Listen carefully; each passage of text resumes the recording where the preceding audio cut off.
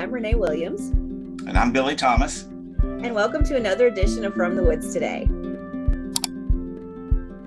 We've been celebrating Tree Week really since this past weekend. Right, exactly. Our Urban Forest Initiative has got all kinds of events kind of coordinated across Kentucky. And I think we're going to drop a little link here in the chat pod for you all in a second. But there's continual efforts going on as far as other Tree Week activities, even beyond this Tree Week special that we're doing today. So we'll encourage you to participate in some of those. Many of our team is participating and doing some of these events. And we had some good ones Monday and Tuesday, and we've got some more coming Thursday and Friday. So make sure you all check those out. But we're delighted to have you all with us as we celebrate trees. And Renee and I were talking, it's always a good time to celebrate trees, but this is a special week. We try to celebrate trees and connect them to people in so many ways. So we're so glad to have you all with us today. We've got a great show lined up. We're going to have Dr. Ellen Crocker. She's going to be talking about reforestation. We're going to have Dr. Larson's going to be talking about checking your tree for insects. And then we have Laurie Thomas, who's going to be doing a segment on fall colors, which we're starting to see pop up right now. So we're so excited to have you all with us. If you all have any questions, you can hit us up in the chat pod, or if you're on YouTube, easy for me to say, you can just send us an email at forestry.extension@uky.edu, and we'll be happy to get back to you that way. But Renee, just delighted to be with you on this Tree Week special. You know, we, like you said, we celebrate trees every week, but this week is a special week for us. So we're going to go ahead and get started. Dr. Jonathan Larson couldn't be with us today, but he wanted to do a video on checking your trees because it's very important to do that to make sure that, you know, all those bugs and insects aren't doing some damage to them. Yep. So I'll go ahead and get that rolling, and we appreciate Dr. Larson. Hey there, friends from the Woods Today. I apologize I couldn't be with you there in person. I'm out in the field teaching with some students right now, but I still wanted to join you for Tree Week and talk a little bit about how we inspect a tree for insect damage. Now, what we're talking about broadly here would be called monitoring or scouting for pests, and it's extremely important. It's often the most forgotten part of a pest management program, is actually going out there and looking for these organisms that cause so much havoc in our beloved trees and other plants. It's the one that's the most often kind of pushed to the side. It's easily forgotten because it doesn't always feel super productive. There may be times you go out and check a tree and you don't find anything, and you might think that's kind of a waste of my time. I don't really want to have to keep doing that. But it's really, really important. It's hard to overstress the importance of checking a plant for these kinds of problems. Because by monitoring, what we're going to allow for is intercepting these pest problems at a lower kind of ebb in their population, which means that they'll be easier to manage. You may even be able to catch them at the most susceptible stage in their life cycle, which could include the smallest form of nymphs or larvae, or you'll be able to find them when they're eggs and kind of easily removed from the plant. All of that adds up to more success for your pest management strategy, but it fails to happen if you're not out there looking for them. The other thing that I think is important to talk about when checking a plant, especially our trees, is that this is our best step in surveilling for invasive species. I talked back in August on this show about National Check Your Tree Month, which is focused on Asian longhorn beetle and going out and looking for this actual pest in that case and maybe some symptoms that it leaves behind. But this is true for all of our invasive species. People who care for trees are often the first folks that find these organisms. They're the first ones to report them. And so it's invaluable to people like myself, Dr. Crocker, the entire forestry team, to have people that are involved with trees looking and observing for things like spotted lanternfly and for spongy moth and a few other things. So for all those reasons, we really want you to be out there looking for these pests. It also helps us to cut off kind of that "it happened overnight" syndrome, which is where you seemingly have a nice and healthy looking plant, and then you don't pay attention to it necessarily for a couple of months in the summer, and then all of a sudden it looks really awful. You could have curtailed that if you were out there paying close attention to it. So when we interrogate this tree, when we look at it closely, what exactly are we looking for and where? So if you look at a tree, it offers quite a few areas for these arthropod pests to infest. The one that we notice the most, especially in the summer, will definitely be that leaf zone. With the leaves, we have that green growth that's there to help the tree, photosynthesize and be healthy and actually be successful. And insects and other arthropods will take advantage of this by chewing on these leaves in some cases. They may build galls. They may even live inside of the leaves. We'll talk more detail about each of those here in a moment. But the leaf zone does offer up opportunities for that. It also offers opportunity for sucking pests. We don't call them that because we hate them. We call them that because of how they feed. So they'll feed directly by sort of poking their mouth into the leaf and drawing out sap and other fluids from it. Those pests can also cross over with our twigs, our stems, our branches, all of these areas where they can settle down and plug their mouth parts in. I've even got a couple that are on the plant right here. Maybe I'll get a close-up or two of those for you. But when we have those, they're plugging in and sucking that sap out, and that's how they're gaining their nutrition.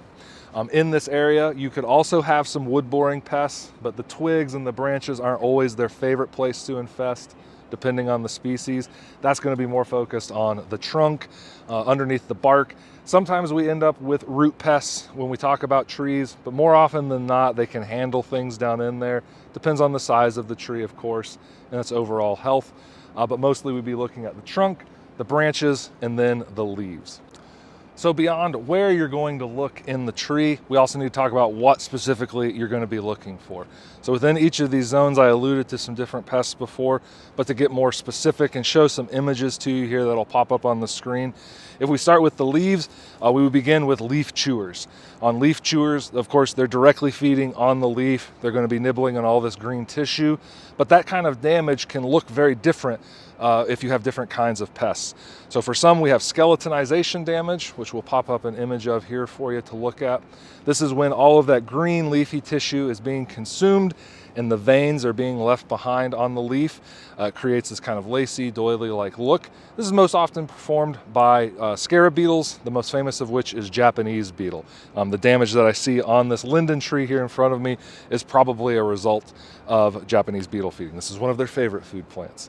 Beyond that skeletonization, you can also have things that will eat it down to the midrib, basically. They'll consume everything except a nub, maybe not even leave anything behind if we're talking about a pine needle. So if you're seeing defoliation, that's usually the result of sawfly activity or caterpillar activity. Depending on how big the plant is, it could be slugs, but usually it's going to be those sawflies and caterpillars. So they're going to eat everything. It'll be indiscriminate damage.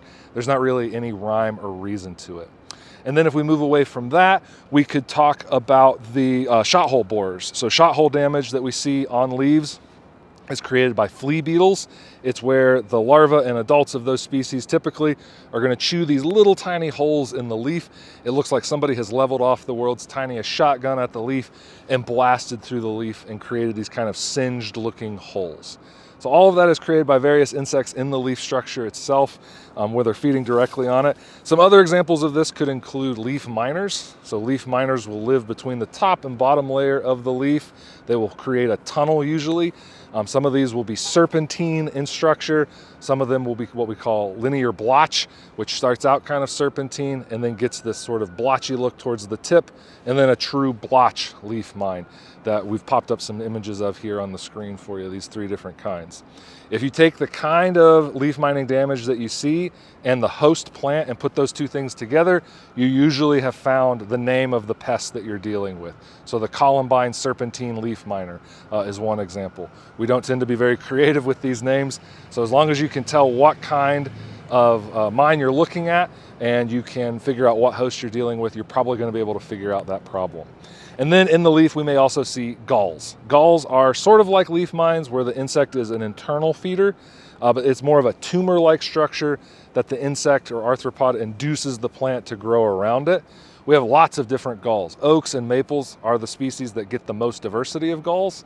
With those species, you can see finger-like ones. Some of them look like little pouches or like the candy nerds that you eat at Halloween. Some of them look like apples. Some of them are called nipple galls, bullet galls. We have all different shapes and sizes with these insects and mites and other things. And they're usually not a problem for the tree. It's just something to kind of be aware of. And that's usually in the leaf zone, though sometimes it gets down into the twigs. In the leaf zone, we can also have sucking pests, which are things that'll poke their needle-like mouth parts in here and start sucking out fluids. These will most often induce the leaf to cup and curl over. When that's happening, you can unfold it and you'll see the organisms underneath it. It may also make it look kind of water stressed, like it needs to be irrigated. Those organisms can be aphids and a few others. Scale insects, which are other sucking pests, usually pop up in the twig area. They may cause leaf yellowing, canopy thinning. You'll take a look from far away at the plant and it just looks thinner and sicker than it did the year before. And when you get up close, you'll also notice a lot of what we call honeydew, this shiny fecal material, this kind of sticky butt juice that gets all over the leaves, all over the ground, and all over the trunk of the plant. That's a classic indicator of a sucking pest problem. Leaving the kind of branch and twig and leaf area behind and talking about the wood, if we talk about the bark and the trunk of the tree, we may see exit holes here. Round exit holes are indicative of long-horned borers, while the kind of D-shaped exit holes are more indicative of jewel beetles. You may even see really tiny shot hole looking damage in the bark. That's usually the result of bark beetles. You may also notice things like an increase in woodpecker activity on trees infested with wood borers, and you could even notice bark sloughing in a kind of an extreme example, and the upper 1/3 of the canopy. That's where it will start to sort of thin out and progress down the tree with some of these boring pests.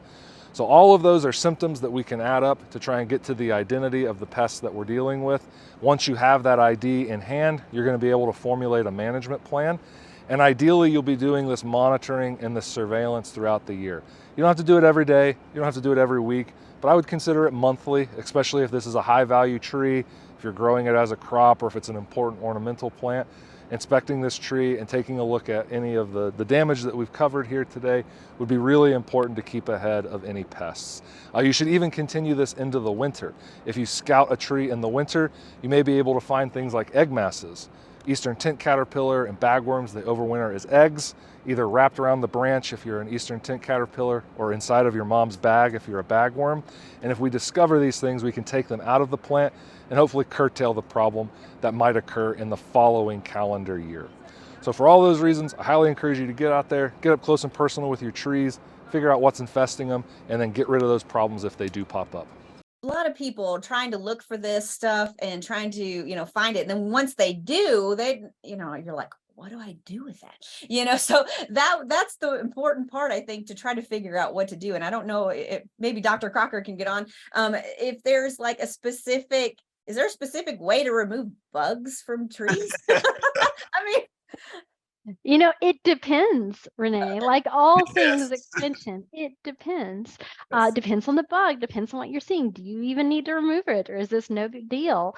Right. That's all part of the process of like figuring out, okay, it starts with what's wrong with your tree. And Yeah. then it's like, do you need to do anything about it? Maybe it just looks bad, but it's going to be just fine. But maybe it needs an insecticide treatment, or maybe you need to get out there with a little brush and scrape off those scales. There's lots of different Yes. options. Once you know what the problem is, you can start to narrow in on what to do about it. Okay. Certainly the sooner we know about some of these issues, probably the better chance we have of trying to do something about them. It happened overnight syndrome. I hear a lot, from people. They'll call in and say it just happened overnight, and maybe they just weren't paying attention to what was happening leading up to it. So, I think paying attention to those trees, like Dr. Larson was indicating, can help you avoid maybe a big problem down the road. So appreciate Dr. Larson. And if you're watching on Tree Week, we know you don't suffer from this condition, but tree blindness is a real thing. And Yes. people not noticing their trees until it's dead. And then Right. it's like, why is my tree dying? And it's All of like, a sudden. so trying to avoid that. Okay. Excellent. Oh, thank you, Dr. Cocker, for chiming in there. I appreciate that. And thanks to Dr. Larson for putting that segment together. He's always so good.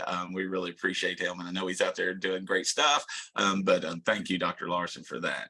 We will have Dr. Cocker back here shortly. But first, I think we're going to bring up our next guest. Yes. And Lori, this is something that we get every year around this time of year. And what is it? It's autumn colors, Exactly. which is something that people a lot of times are not tree blind to. That the colors we will notice. Some of the health issues maybe not so much, but yeah, it's that time of the year.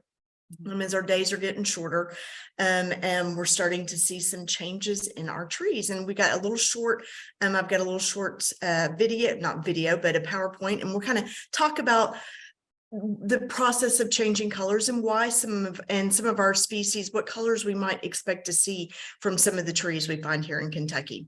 Nice, looking forward to it. All right, so we're in that time of the year, the autumn leaves in Kentucky, and it's around this time of year, think about it, it's like nature shaking off those summer greens. They've gotten kind of dusty and dim, all our green leaves out there, and it's time to awaken those autumn colors. And this is always an exciting time, I think, because the forests really tend to stand out instead of this wall of green. Now we're seeing, wow, all these different tree species. And Kentucky's it's just a fantastic place in the country, really, to actually view those fall colors because we have so many different tree species. And while people look forward to those impressive displays of those reds and those yellows and oranges, the change that's going on isn't merely for show. It's part of a really important ecological process. I love this picture there at the gorge. But during the growing season, the leaves have been the food factories for the tree's growth. And it's that food making process that takes place in the leaf in the numerous cells that contain chlorophyll, which gives the leaf its green color. And this extraordinary chemical absorbs from sunlight the energy that is used in transforming carbon dioxide and water to carbohydrates, which are sugars and starches, which is food for the tree. And this is all in that process of photosynthesis. So it's really amazing. This beautiful green chlorophyll is really, really important for the leaves. But as summer tends to fade into fall and those days start getting shorter and there's less sunlight, that's really our trigger. That's the signal for the leaf to prepare for winter. So it stops producing chlorophyll. And you can actually see in the top image here, you can see where the leaf has stopped producing chlorophyll and we're now seeing all the other colors that are in the leaf. And during the growing season, the chlorophyll has masked those other colors in the leaf. So that's what makes it green. And once the green color starts to fade, we get to see all those other fantastic colors in the leaves. All the oranges, the yellows, and the reds become visible. So these other pigments in the leaves, those include the carotenoids, which are beta carotene and xanthophyll. And these pigments are present throughout the growing season, but they're masked by the chlorophyll during the growing season. And the carotenoids are responsible for giving those leaves the orange and yellow hues. So if you see a tree that has a lot of orange or yellow hues, it has lots of carotenoids in it. And then the anthocyanins are the other pigment, and they're responsible for giving the leaves their beautiful red, purple, and crimson colors. And anthocyanin production increases dramatically in autumn, especially if the days are warm and sunny and the nights are cool. So we always hope for those because then you get to see some of those beautiful red colors out there. So in Kentucky, we enjoy a full palette of colors because we're fortunate to have a very diverse climate, topography, and soil composition. And our forests, which cover almost 50% of the state, are found in the mountains in eastern Kentucky. So we have the beautiful mountains there. You got the ridge tops all the way down to the coves and all the way to the lowlands of the Mississippi River banks. So can you, as you imagine, with that diversity from east to west, just the opportunity for different species to be there. Plus, we are also a really nice, we're kind of located conveniently between north and south forests. So we just get a tremendous amount of forest diversity here. And in fact, Kentucky has more than 120 different native tree species, many of which are known for those bright fall colors. So some of the different species have their own signature colors. So our hickories, the Kentucky coffee tree, and the state tree, the yellow poplar, and the Kentucky coffee tree is on our left. The state tree, the yellow poplar, is on our right in the photos. They glow in shades of yellow, especially in really good years of color. And then we've got our maples tend to have a stunning array of colors depending on the species. And we have multiple species of maples in the state, but our sugar maples, which we have here on the left, tend to be orange, yellow, orange to red, and it just kind of a nice mix throughout there. And red maples usually tend to take on a deep red hue, and that's the leaf on your right. And then our oaks range from scarlet red with the northern red oak, which is on your left, and the scarlet oak. Both of those tend to be a nice deep crimson red. And then a lot of our other oaks tend to be more of a russet brown like we see with this bur oak over here. And the dogwood and black gum, of course, are fantastic fall colors. Dogwood here on the left, it'll range from, you get crimsons, you still pick up some yellows and sometimes even some purples, a lot of those anthocyans in there. And the same for our black gum. And then lastly, wood tree that's a great fall color is our sassafras. And the sassafras tends to have a rainbow of colors from deep orange and yellow to even some scarlet on those beautiful mitten-shaped leaves.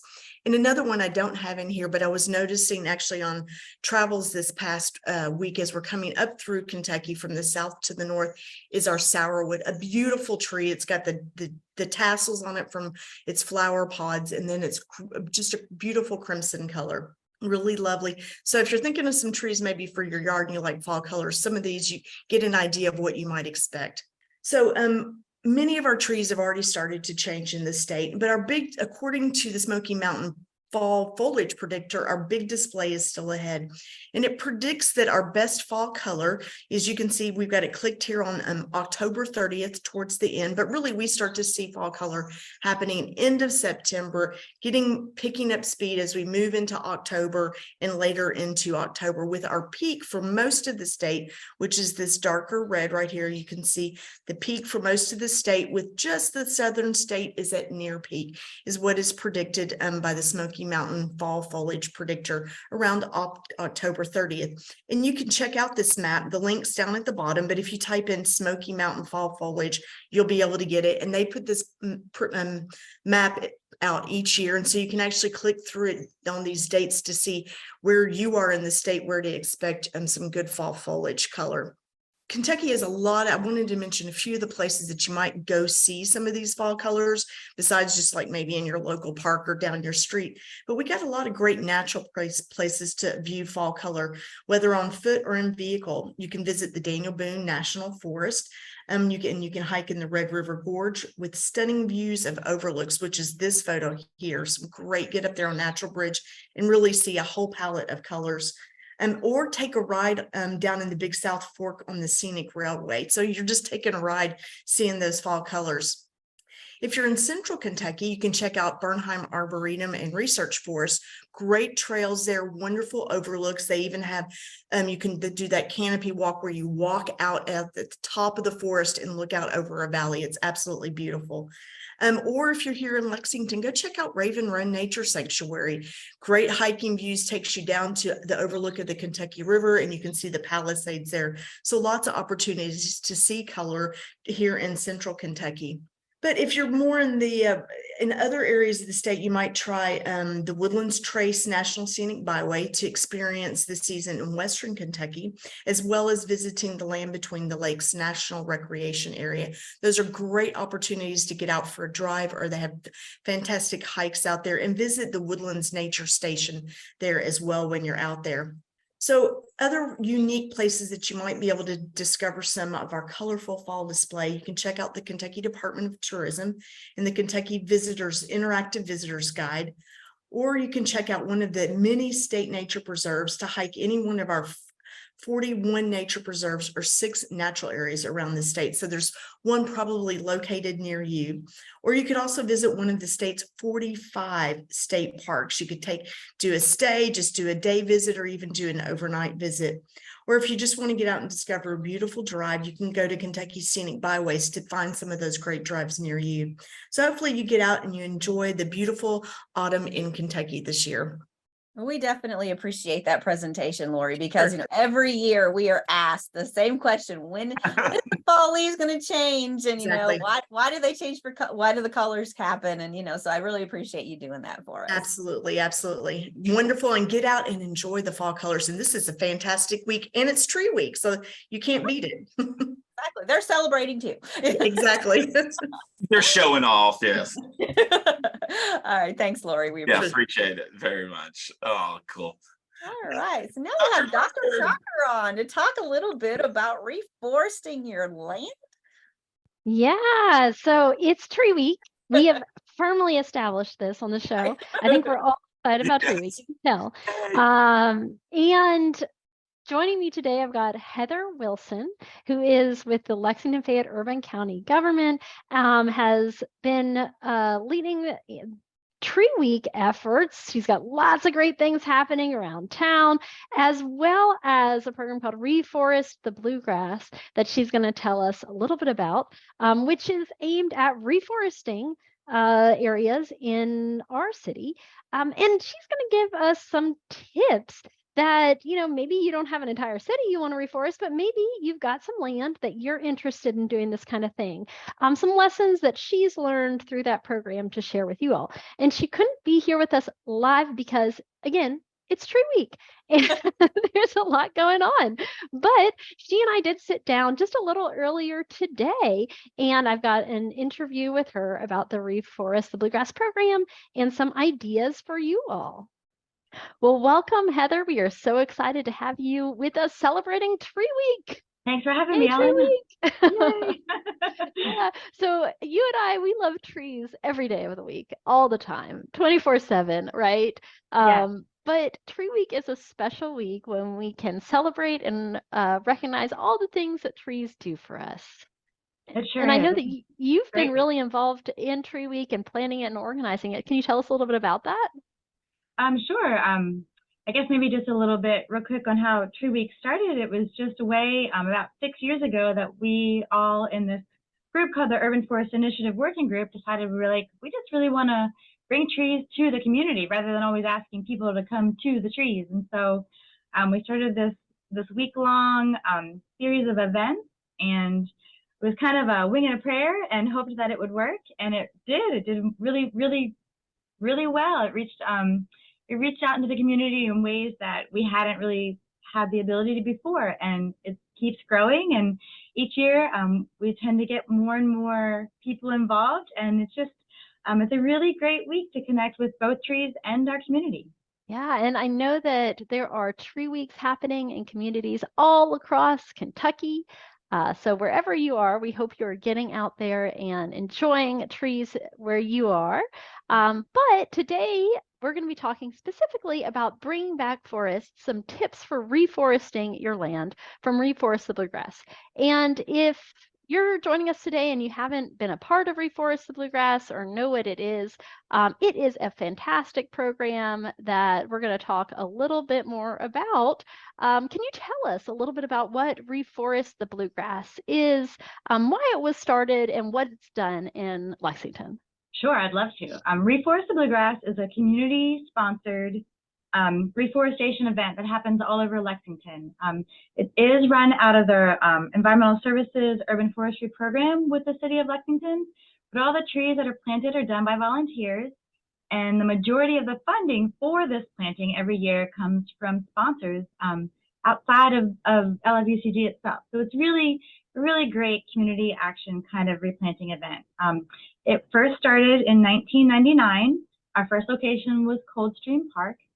And really, it started out of the Division of Water Quality because there was an engineer at the time looking at our waterways and seeing how all of the runoff across the city, from our roads and our open grasslands was going right into our streams with nothing pulling pollutants out before it hit our waterways, and also nothing really slowing that water from hitting our streams. So it was causing a lot of erosion on our banks. As you can see in this old picture, this one is from the 2000 tree planting at Masterson Station Park. There's nothing at those stream sides to keep anything from going straight into that waterway. And so the goal with Reforest the Bluegrass was to create this buffer to keep pollutants from going directly to our streams, as well as to hold soil in place. And then bonus for us is that it gives us more trees in Lexington. It also creates more habitat for all the wildlife we share this city with. And it really gives us a way to connect with nature in a way that, being in a city doesn't always provide. Yeah, and I've got some photos that you shared with me of reforests in the past that kind of illustrate this. So here we have the reforest site from 2005, is that right? At Yes. Wellington Park. Mhm. So you can see exactly what you're talking about, the water issues there with erosion going right up to that stream and problems long term. And it doesn't look great. No, and this used to be, I feel like if I remember right, this was an old farm field. And so, all of the manure and the debris from that and everything that came off of the roads that were adjacent to this lot of land went right across this earth and straight into our water. And all of our water in Lexington feeds into the town branch, right? And so at some point it all becomes part of our drinking water. And so I love these pictures because of the contrast they set up with what it looks like now. But this is a picture of what this site looked like when it was planted in 2005. Well, actually, And sorry, Ellen, this is actually Masterson Station. this is Masterson Station. Great. Yep. So what year was that? This was 2000. And so this is like, if you drive into Masterson Station Park and this forest, the first thing you hit, as you go down the hill is the forest. This is what it looked like in 2005. So not a lot of trees. And this is people out there planting trees. And this is one of our sites, what it looks like now. Just 20 years later, you've got lots of trees, but other plants too.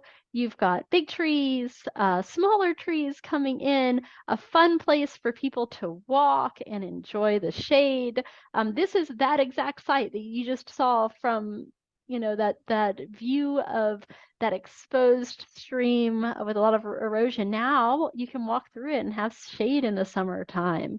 So I think that's really cool. And that just happened in like 20 years. That's exactly right. Just 20 years, which is pretty amazing to go from open field to forest. It's a young forest, but it's still a forest. Yeah. Yeah. And it has all the benefits that forest is going to provide long term, definitely in terms of water quality, but also for wildlife, for our pure enjoyment of, spending time in those areas. So I think that's really fantastic. And what we thought about doing today for you all watching is thinking about what are some tips that you might be able to use that have been learned through the Reforest the Bluegrass program. Obviously, this program is huge and it is happening at the city level. And that may not be something that's directly applicable to what you're doing, but there are some things that Heather and others have learned over time that they wanted to share with you to think about when reforesting your land. Because, a lot of folks around Kentucky might have old farmland that they want to bring back those forests in, right? Yes, for sure. And so, Heather, you've got some tips for us that we can talk a little bit about to get people thinking if this is something they're interested in.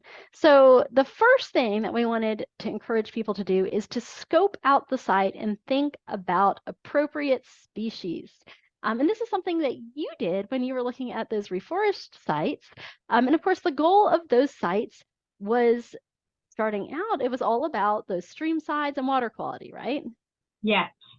The other things that we really try to pay attention to, and we've learned over the years because of the scope of what we're trying to plant, is making sure we have an appropriate size space.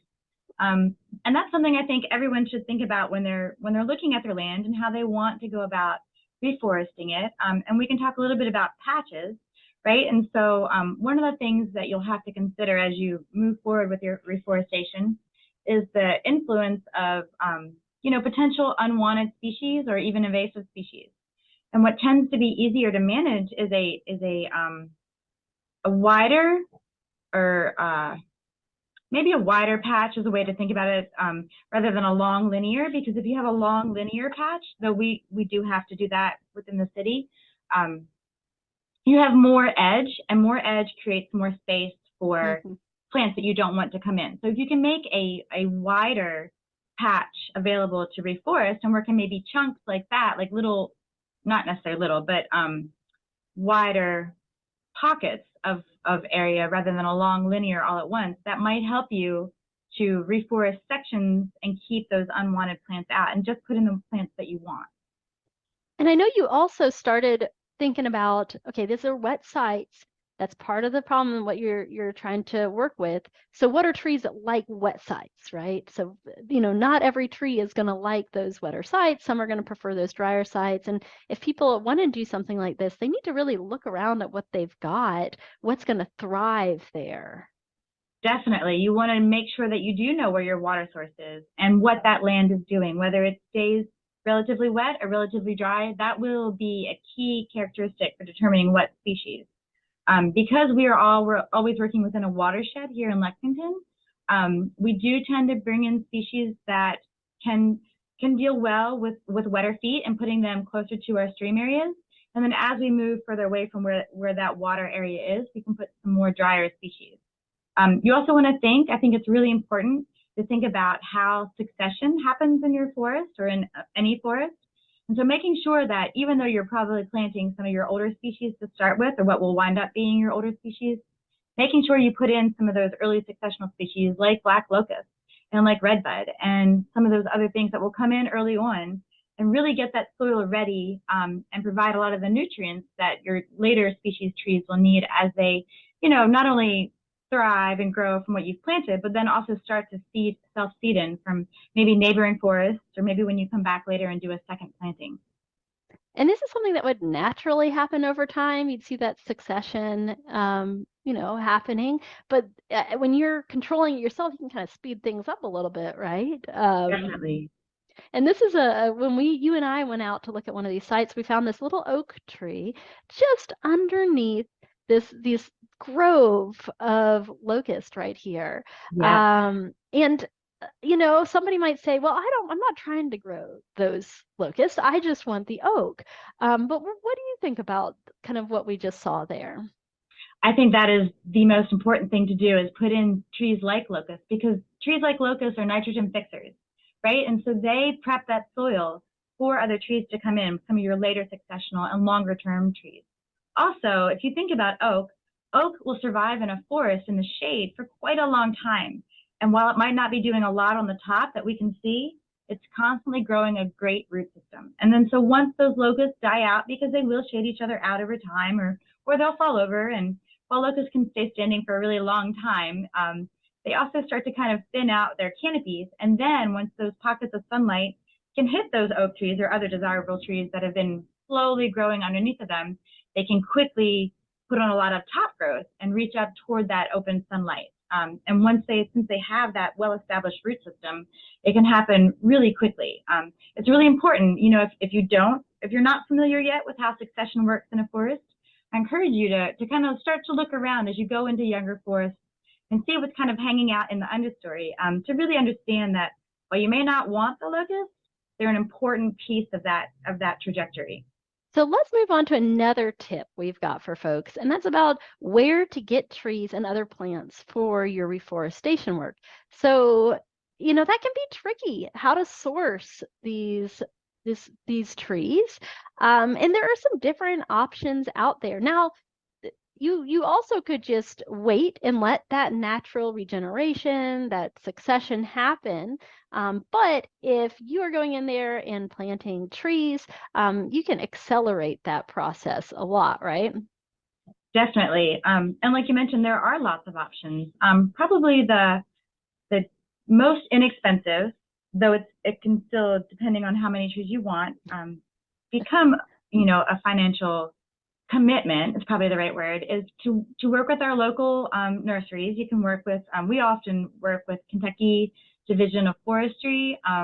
They have a nursery, and as you can see in our image here, we work with seedlings. And so while it seems maybe a little bit slower, the smaller the trees that go in, sometimes the better that they are able to regenerate once they're in their new location.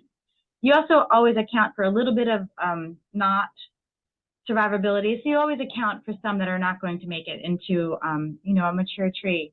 But you can get a lot of trees into the ground, both because of the lower cost for getting hundreds of seedlings, as well as the ease for putting seedlings into the ground. But if you wanted to spend a little bit more money, or you had a little more time and you wanted to do some bigger digging, or if you had equipment that could help with that, you can also source trees from other local growers that, grow trees that are a little bit bigger than this. You would probably space them a little bit more particularly to make sure that they have space to grow more so than we put our tree seedlings in a pretty tight grid when we put them in. And that's to help them reach close canopy much faster. But you could go with a mix of the seedlings and a little bit bigger. And then of course you can always go for much larger trees. Of course your cost is much higher. It's also a lot harder for those larger trees to reestablish in their new areas. It doesn't mean they don't do it. It just takes them a little bit extra time. Yeah, and if you're interested in purchasing bare root seedlings, just a note that the Kentucky Division of Forestry does have a great selection, and but you got to order those early. So you order in the fall, and then you get them in the spring. So if you're planning something for the spring, make sure you're ordering your seedlings this fall. Get on that list and get them ordered early, otherwise they will run out. So then the exciting part, the part that everyone loves, time to plant. Do you want to talk a little bit about planting technique? Now, you mentioned kind of planting at that high density versus more of a spaced out type of thing, or even a natural regeneration, which you could do, right? If you left this old field to grow up, eventually it would grow trees. But it might not be the trees that you want. It might be invasive species. It might be, maybe you don't have a good seed source, a diverse seed source in the area. And so planting kind of helps with some of that. But so let's say you're planting your trees. What are people doing here? And why are they planting them like this? Sure. So this is planting time on Reforest. And what you see here is people with our tree seedlings and dibble bars. So those orange dibble bars, they're not quite like a shovel. What you do is you basically use it as a spade and get it into the ground as deep as your root system goes. And you can see in this image, the distance between this person's hands is about the depth of that root. And so you try to make sure that you wiggle down into the ground. You pry that ground open just by wiggling your dibble bar back and forth. You put your seedling in, and then you close the hole back up. You just want to make sure that your roots are going straight down and don't come back up out of the ground. Make sure that you're putting the tree in the right direction, because it is a volunteer and we have a lot of children and people out there doing, planting the trees. Sometimes we do wind up with upside down trees. So we just go back through and make sure that they've been put Trees back don't into like the that, ground. it turns out. They're not into being upside down. That's right, right. And so, like I said, we do plant on high density. As you can see, this is open field. And so not only are we worried about, invasive trees, but we're having to quickly try to get our trees above grass, because once the trees go in, we have to stop mowing. Seedlings are really hard to see through mowing season. And so we have to plant them on high density to try to get them to grow quickly and outcompete that grass that's all around them. And now another thing people should consider is sometimes there might be some site prep that needs to happen before this Yes. as well. Yeah, and so in previous years, we always mowed. We would mow really close to the ground and make sure that, the invasive plants, if there were any, were out. And so that's really important. One of the things that we are beginning to incorporate with our reforest, the bluegrass, moving forward, is some site prep where we mow really, really short, and then we will be covering our planting areas this coming year with mulch. So just regular wood chip mulch. It's a free resource to people. If you can connect with your local utility company or with a local tree care company, they will often dump loads of wood chip mulch for you. So we plan to start this year by mowing really well, doing any spot spraying or any weed invasive plant management, and then covering our area with 5 to 6 inches, maybe a little bit deeper if we can get enough wood chips. And that will help smother out the grass that's there, any other invasives, as well as start to make a really rich and pliable almost soil for people to go ahead and plant their seedlings into next year. Those wood chips will just decompose right there on site. And so while they're smothering everything under them, they're also regenerating that soil with all the nutrients as those wood chips are basically composting in place. So the next thing we wanted to talk about, and we could talk about this all day. I know that there's so much here. We're just skimming the surface, is the waiting. And that's tough, right? Because nobody wants to sit and wait when they just planted a bunch of trees, but those trees have to grow and it takes a little while. So this is a site that's, it's been a couple years since it's been planted, and it's not a forest yet, right? It's getting there, but it doesn't look like the other pictures I showed. Right, exactly. And this is actually, we're back at Masterson Station again, but this is the site that we planted in 2019. And so as you drive into the park, you'll come to the forest that's 23 years old now, just about. And then as you move through that forest and up the hill to the playground, we planted this new area in 2019. And so that's only been 3 years so far. And as you can see or 4 years, as you can see in this picture, you obviously have a small forest, a small set of trees growing. Again, closed canopy will be our ultimate goal, but it has to work through the stages. And so yes, there's a lot of waiting, but you can see that it's really an effective way to get trees back into the landscape. There's a lot of grasses in here. And there's some other perennials. In another picture, or maybe in this one we just can't see it, there's things like goldenrod and other ironweed and other early pollinator types of plants that are in there.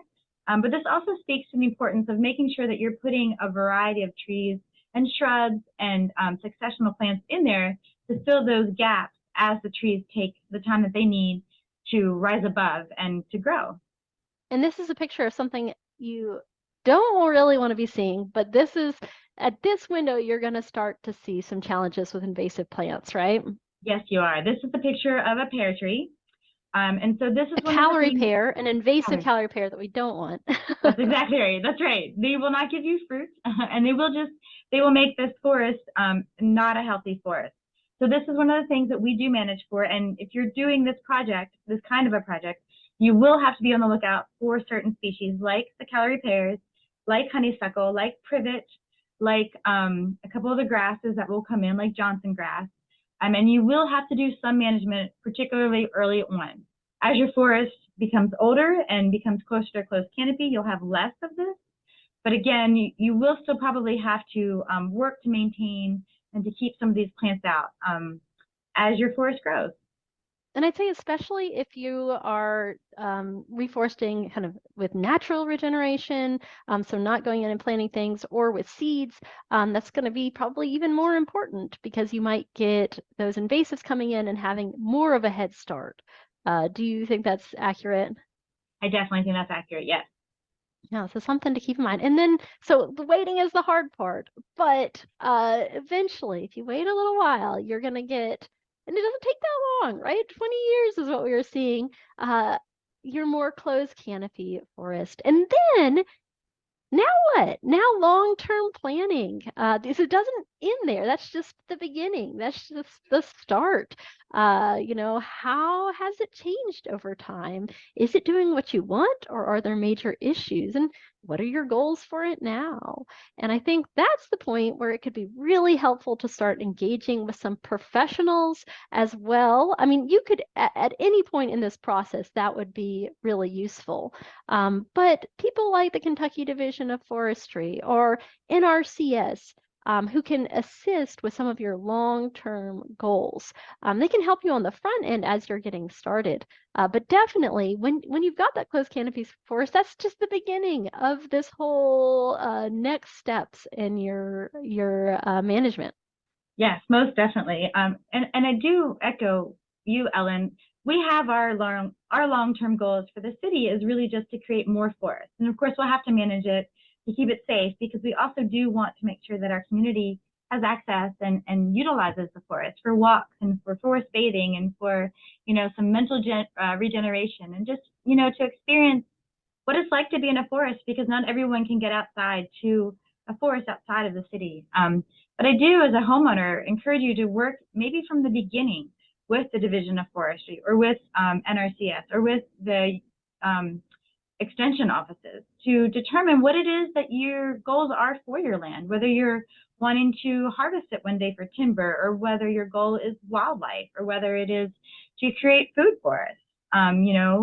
Whatever those goals are, or if it's really simply just to have more forest on the land for all the other benefits that having trees in our landscape have or provide for us. It's really great to start with at least a conversation in the beginning that really just might help you to take the direction that you want from early on. You can always change direction later, and you can always contact later if you don't want to do it in the beginning. It's just kind of nice to have, a conversation in the beginning to see what your options might be. Wonderful. And just to kind of echo your point, this is a quick video of some cedar waxwings that I saw just enjoying the reforest, the bluegrass site while we were there. And so it's amazing how quickly things can change in a site and the big impact that Reforest Bluegrass and that you have had on our city. If you're interested in doing this kind of thing, encourage you to reach out to those great resources that we just mentioned and think about how you could do something similar in your area. So with that, I want to thank you, Heather, for joining us today, and I hope the rest of your tree week goes great. Really appreciate all that you're doing, and I hope that everyone watching today is getting out and enjoying Tree Week. Well, Ellen, that was a great video. We greatly appreciate you doing that with us. And we did have a couple of questions. Is that where should we look to learn what species are early, mid, and late succession? That's a great question, and it depends on, where you are, what your location is, what's going to be appropriate there. I think, we really emphasize right tree, right place, because what works for Heather at the Reforest Bluegrass Sites might not be appropriate for you and where you are. Typically when we think about these different kind of successional levels, we're thinking about what colonizes first and is going to get there early and establish rapidly versus what is going to be kind of more long term when there's not that disturbance. What's going to dominate over time? And you're kind of playing a balancing game there between what's going to thrive early and establish, and then like what is going to be the long-term winners there. And one of the things that you do if you go in and plant is you kind of accelerate that whole process, right? You're throwing things in there that might not be early successional. They might be a little bit later species, but giving them a head start. There's a lot of different great resources for learning about this. I'm going to just praise Lori's Tree of the Week series because she goes into a lot of detail on a lot of different species. But, there's a lot of great resources for learning more about our native Kentucky trees. Billy, is there anything that really comes to mind for you that you're like, this is the thing? Just working with people in the area, right, that have Yeah. some experience in the area. So Yeah. work with natural resource professionals, I think is going to be Mhm. the best bet to get good local advice. In most cases, on most of these. Yeah, and it kind of depends on where you're sourcing them from too, because you might not be able to get everything that you'd want. Although maybe over time you can find some seed sources. You could bring in that seed, or maybe it's naturally there and it'll come in. But especially if you're working with somebody like Kentucky Division of Forestry's nursery, reach out to them. They have a lot of expertise. They've done this kind of thing for a long time, and they can help you pick out maybe what would be appropriate for your site and what you're working with. Well, what happens if you have acres? Like you can't plant thousands of trees on 1,000 acres. So Well, you can. well, but you could, yes, but should you? With people. There are tree setters that are available in the state. Some of our conservation districts have them. Kentucky Division of Forestry offices, some of those have them. Of course, you'll have to have the ground that can, you can get a tractor on and you can use the setter on. So, it's probably not going to be on ground like that, but is otherwise, as long as you can get a tractor and move on it and you've got access and space, there are some tree setters that are available. So again, working with your local natural resource professionals, your Kentucky Division of Forestry office, your local conservation office, your local extension office may know of some shared equipment in your county or nearby. Sometimes some of the local farm businesses may make those available. So there's some options, but again, kind of connecting locally is usually the best bet because those things are a little uneven across the state as far as who's got what and where. And Billy, I was curious. So this video is, Reforest Bluegrass, they plant a lot of trees. They've got a lot of volunteers doing that. So it makes sense for them. But it might make more sense, depending on where you are and what's going on, to not even plant, to see what's coming in and let natural, regeneration take its course and that natural successional process. You might not like what you're getting if you don't have good seed source in the area, right? up a good point. You know, if you stop mowing in Kentucky, it's going to turn into a forest most likely. So, but you're right, it may not be the species you want. You may not have them around. So it can be a little bit challenging. But a lot of times, if you do have like woods already on your property, we can rely on natural regeneration, right? So a lot of times we don't necessarily plant inside of an existing forest just because it can be challenging. Not that you can't do it. It just means you're going to have to put a lot more effort and work into ensuring the survivability of those little seedlings who are competing with trees who have much larger root systems. So generally, if we have forest land, we try to work with that woods as it is. We kind of culture it to get the right species composition back we want. But sometimes you may have to introduce the species if they're not near on the site. So again, I think working with your local professionals is going to make sure you have your best chances of success, because they're going to have experience of what works in your area and what doesn't. And we're trying to save people time and money wherever we can, and frustration. So that's really kind of good standard advice. And you know, I'm going to have to run to class real quick right now. I do teach a class at noon, but I want to say thanks to all the folks joining us from Tree Week. We're here every week at 11. We'd love to have you back. Let other people know about it. Dr. Crocker, thanks for all of your contributions to the show and for leading our efforts in Tree Week this week. So thank you. Thank you. Thanks, Billy. Oh, it is my You know, pleasure. And thank you, Billy, for your expertise. yeah, appreciate it. We had a couple other questions too, Ellen. They said, besides the dibble bar, what are your thoughts on a planter for large amount of seedlings? They have an equipped plan for 4,000 seedlings next spring, and they're planting white clover this fall as a prep cover. And Billy kind of already addressed that a we were little bit with talking about some of those planters. But it sounds like, you know, you're working with NRCS. That's a good thing. And check with them and your local extension office about some of those resources, because you might just be able to borrow one depending on where you are and what's available. And before we wrap up today, I would be remiss if I didn't mention that if you cannot get enough of Tree Week webinars, if you need to hear us talk more about trees this week, we have got 4 more Tree Week webinars that are coming. So tomorrow we have 2 webinars. We have one on climate change and forests. What is that going to mean? We have one on how to effectively water landscape trees, which those 2 topics might be connected because it seems like we're seeing a lot more droughts.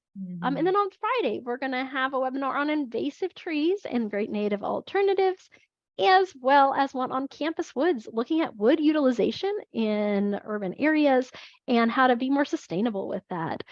So if you aren't already signed up for these webinars, check them out. We'll drop a link in the chat and hope to see you there. Yeah, so we do have those going on, and we've had some other ones that we're going to have recordings of, so we will post those as well.